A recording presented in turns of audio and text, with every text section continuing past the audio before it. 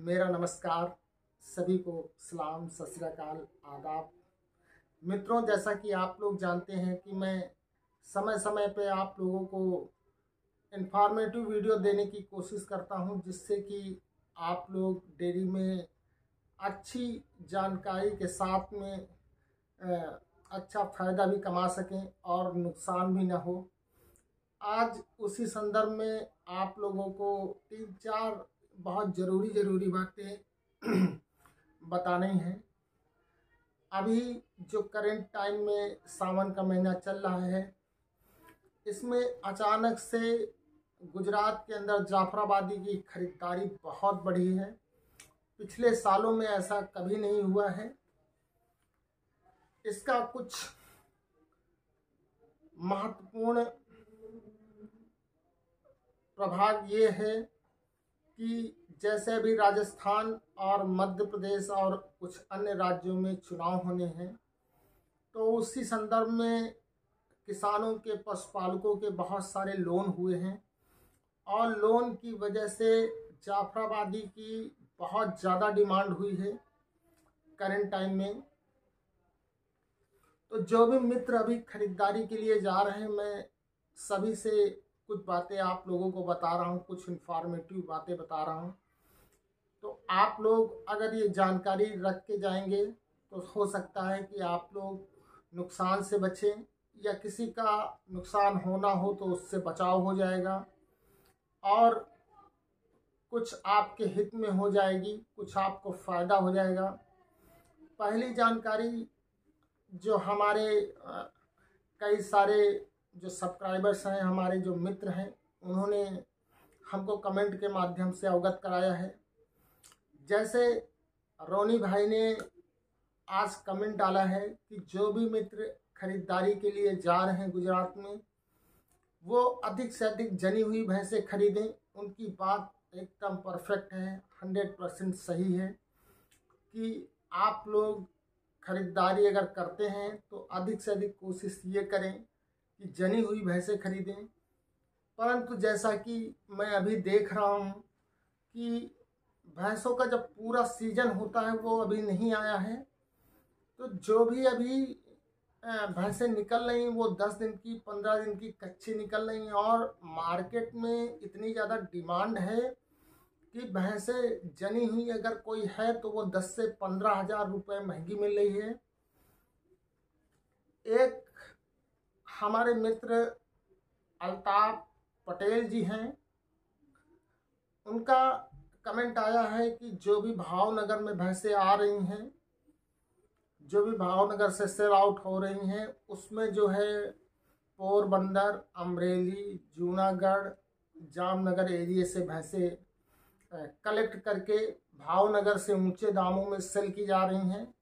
ये बात भी उनकी एकदम सही है कि जो भी भैंसें आप लोगों को भावनगर में मिलती हैं वो सारी भावनगर की नहीं होती हैं। वो अमरेली, जूनागढ़, पोरबंदर, जामनगर, राजकोट के एरिया से बहुत सारी भैंसें कलेक्ट की जाती हैं। जो भैंस आप लोगों को भावनगर में 1 लाख की मिलेगी, वही भैंस आप लोग अगर पोरबंदर या उस साइड के एरिया में खरीदेंगे तो आपको 10 से 15 हज़ार रुपये कम रेट में मिलेगी। दूसरी बात एक ये भी है तथ्य कि जो भावनगर में ब्लड लाइन मिलती है, जो फिल्टर होके भैंसें आती हैं, जैसे हमारे घर में जो अन्न होता है, जब हम उसकी छांट बीन के उसको एक ग्रेडिंग करके अच्छे से अच्छा माल इकट्ठा करते हैं, बाकी जो कूड़ा कबाड़ा है वो अलग कर देते हैं, वैसे ही कुछ भावनगर में भी होता है कि जो वहाँ की पोरबंदर, अमरेली, जूनागढ़ उधर साइड की भैंसें आती हैं, वो अच्छी अच्छी भैंसें छांट के आती हैं। ये बात ज़रूर है कि अल्ताफ पटेल जी का जो मैसेज है कि वो 10 से 15 हज़ार महंगी मिलती हैं, ये भी बात सही है। और ये भी बात सही है कि जो भी भैंसें वहाँ पे आती हैं भावनगर में, वो फिल्टर होके आती हैं। तो जो भी मित्र खरीदारी के लिए जा रहे हैं, अगर अभी खरीदारी वो कर रहे हैं, तो जो भी करंट टाइम में भैंसें वो खरीद रहे हैं प्रेग्नेंट भैंसें, तो उनके आंचल जरूर चेक करें, किसी में गांठ तो नहीं है, कोई आंचल छोटा तो नहीं है।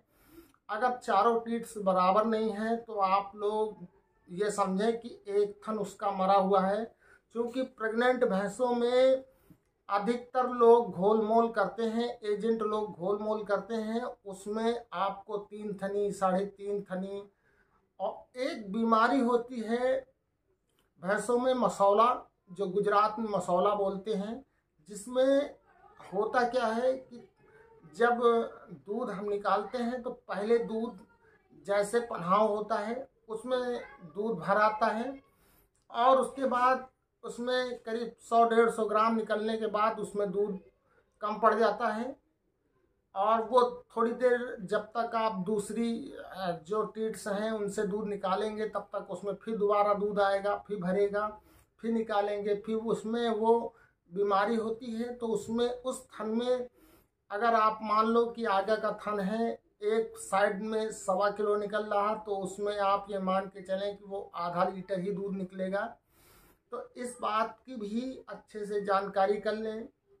कोई टीट्स में ऑपरेट तो नहीं हुआ, कोई ऑपरेशन तो नहीं हुआ, क्योंकि जैसे मास्टाइटिस हो जाती है तब बहुत सारी भैंसों के जो दूध वाला छेद होता है उसमें ब्लेड डाल के ऑपरेट किया जाता है। तो अगर आप छेद चेक करेंगे तो आप लोगों को वो भी पता चलेगा।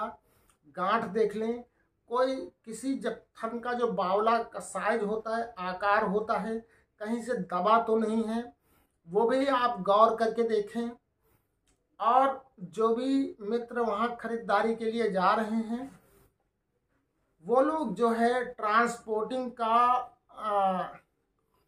जो चार्जेज हैं वो अच्छी तरीके से जानकारी कर लें, और ड्राइवर से या मालिक से आमने सामने बात करें, रिकॉर्डिंग अपने पास रखें, उसकी आप रिकॉर्डिंग कर लें। अभी एक भावनगर की गाड़ी का वाकया हुआ है जो रतलाम बड़नगर के पास में गई है, जिसमें वाकया ये हुआ कि वो 33,000 में गाड़ी तय हुई और उसने बाद में 3 से 4 हज़ार रुपये ज़्यादा लिए। जब गाड़ी तय हुई थी तो 2 जगह भैंसे उतारने की बात हुई थी, और फाइनली जो है वो एक ही जगह पे भैंस उतारी। तो आप लोग ये भी अच्छी तरीके से जानकारी कर लें। आप लोग अगर रास्ते में ड्राइवर बदतमीजी करता है तो आप लोग तुरंत पुलिस को इन्फॉर्म करें।